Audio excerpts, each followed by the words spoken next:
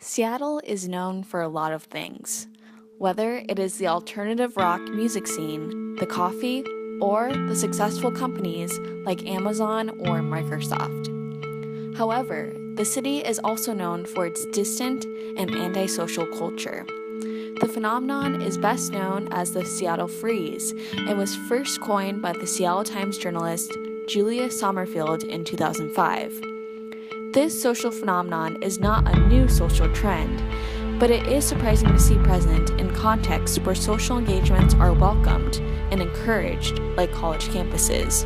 Even with many people moving to Seattle from different states and countries, the Seattle Freeze phenomenon is still perpetuated. But does the Seattle Freeze actually exist? Is it due to the weather, the city's values? Is it more prominent in some parts of Seattle than others? Has it gotten any better or worse with the rise of social media and smartphones? Is it more detrimental to the Seattle community than we think?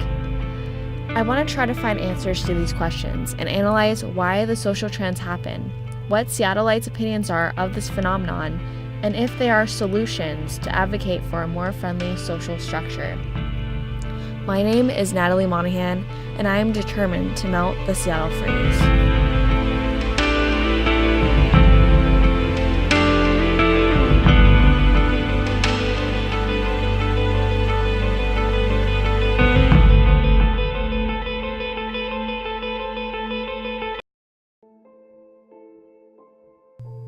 Even though I was born in the heart of Capitol Hill, I've never considered myself a true Seattleite. Throughout my childhood, I moved around the suburbs located in the south side of Seattle, living in towns like Auburn, Federal Way, Des Moines, and Normandy Park. However, I always hoped I would live in the city of Seattle. When I was finally beginning my first year of college at Seattle University, I was enamored by the nightlife, the sights, the sounds, and the unlimited adventures that were waiting for me in the Emerald City. However, after the newness of everything faded away, I noticed that the friendships that I made faded away too. I soon felt like I was bothering those who I tried to make plans with, and let's have coffee sometime was another way of saying, let's never talk again. By the time winter quarter came around, I felt like everyone formed a friendship clique, and I somehow was left without a group. While doing further research, I discovered that I was not alone in this feeling. In fact, there were several articles about it. Everywhere from Crosscut to Q13 Fox to the Seattle Times covered the topic. It was even used to advertise the events and adventure section of the Seattle Times. Well, if the Seattle Freeze exists, how long has it been going on? The passiveness of the Seattle community was first discussed in the Seattle Daily Times on February 1st, 1946, where it read, "It was revealed what we had indeed suspected, that newcomers do not always find us altogether perfect, that we sometimes are neglectful of these strangers in our midst, that we seemed unduly preoccupied with our own local concerns." But does the Seattle Freeze actually exist? From the research I gathered, there seemed to be a mixed bag of answers. Some people thought it was a predominant issue, while others thought the phenomenon is a myth. I wanted to talk to other students at Seattle University to see what their opinions were on the subject. I also contacted my friends from middle school and high school to see if they were experiencing similar issues I was at their respective Seattle colleges. I first contacted Emma Weeks, a second-year student at the University of Washington. Growing up in Auburn, Washington, Emma classified her hometown as a bit introverted compared to the UW campus.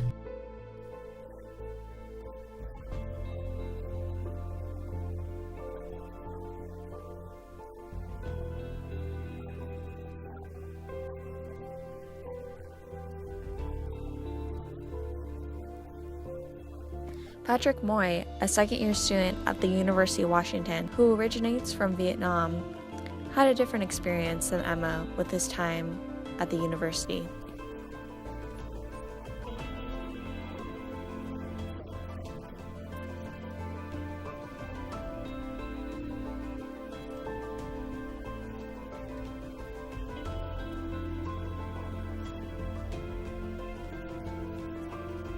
The freeze affected him so much that by the time he moved back to Vietnam during the summer, he noticed a shift in his confidence levels and that he became more introverted than he was before.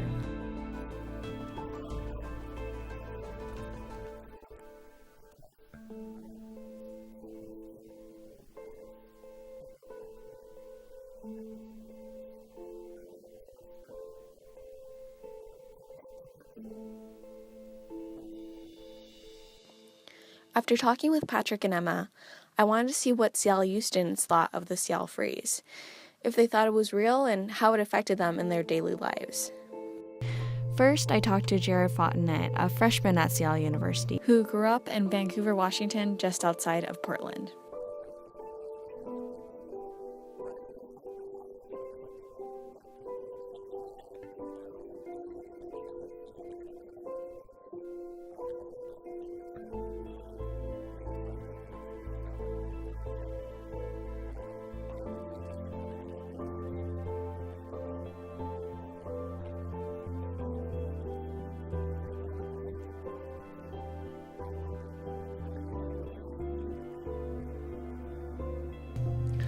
Although Portland is Seattle's sister city, Jared noticed how starkly introverted Seattle was and believed it might have been due to the size difference between the two cities.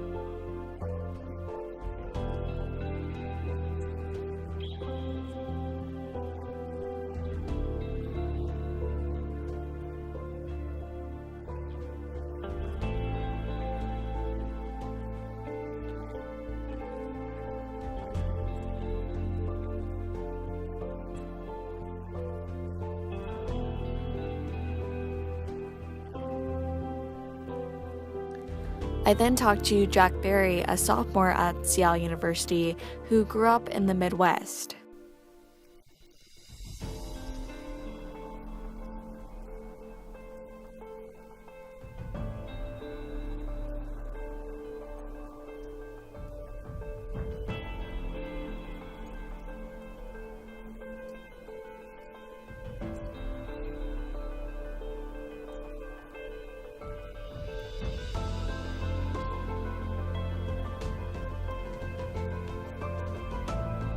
I then talked to Haley Hackett, who grew up in Washington, D.C., and was warned of the passiveness found in the Pacific Northwest shortly before she moved to Seattle.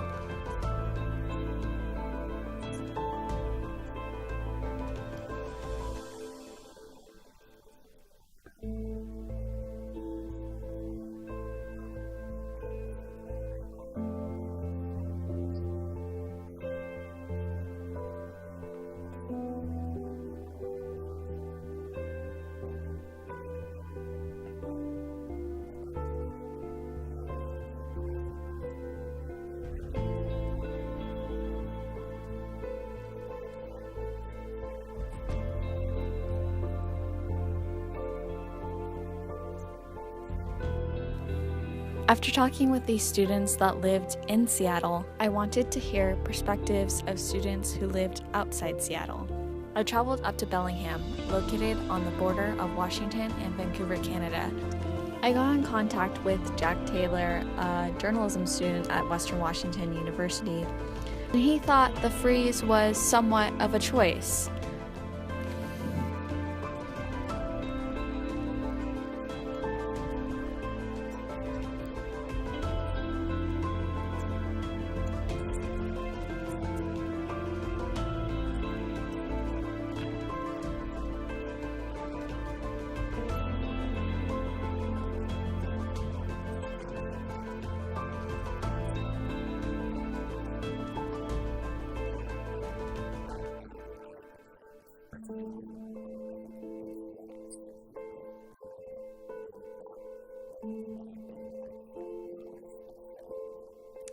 In fact, Jack noticed that the openness of people around him were dependent on their majors or the clubs they were involved in.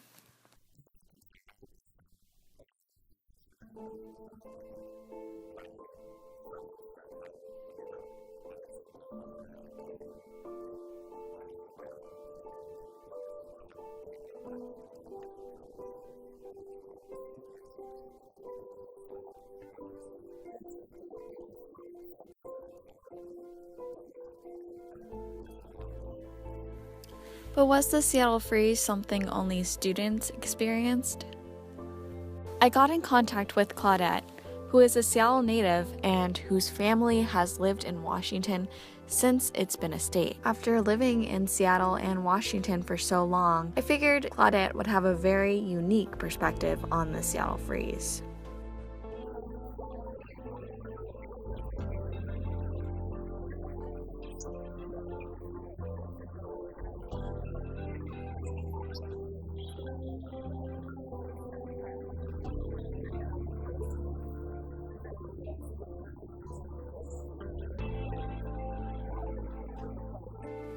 Claudette wanted to make clear that the Seattle freeze wasn't the fault of true Seattleites.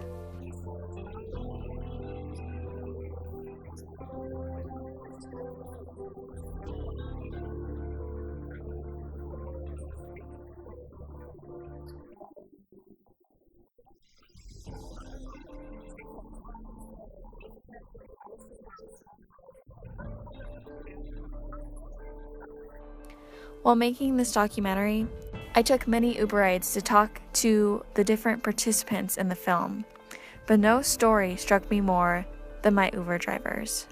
When I was telling him about my documentary, he was very adamant to tell me about his experience with the freeze. I moved to Seattle 3 years ago, and I'm Turkish, so I'm from Turkey. But my whole teenager life, like years, I've been traveling in Europe. And I literally never had problem like socializing or making friends or whatnot. Yeah.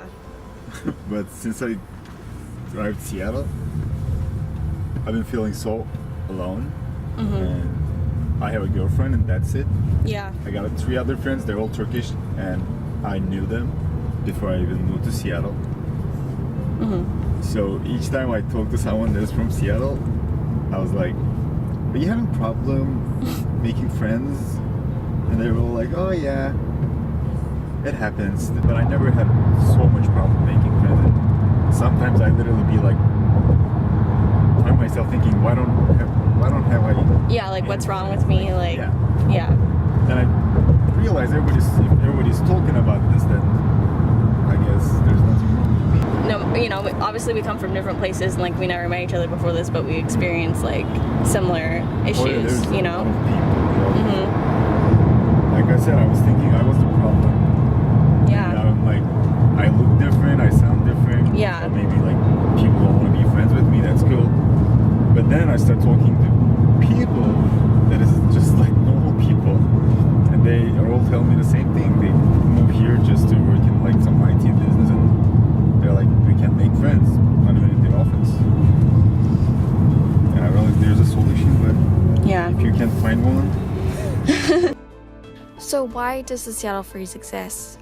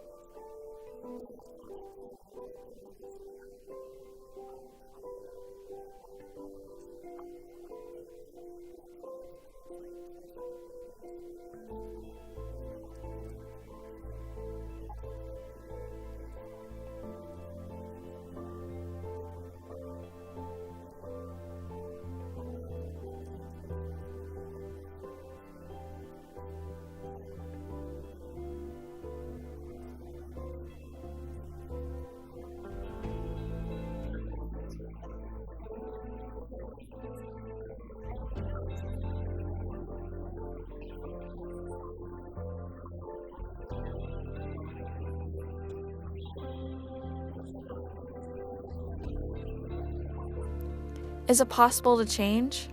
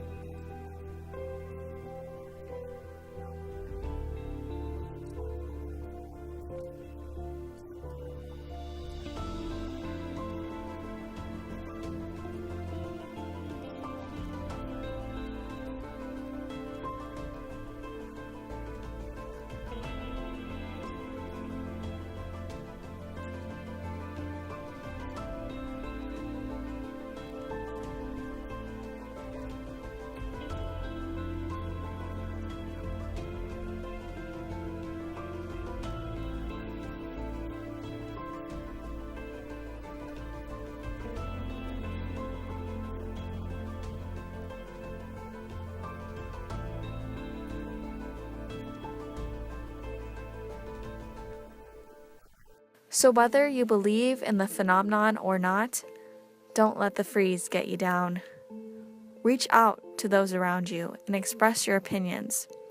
From my experience, no matter what background, everyone has a story to tell, and everyone wants to melt the freeze.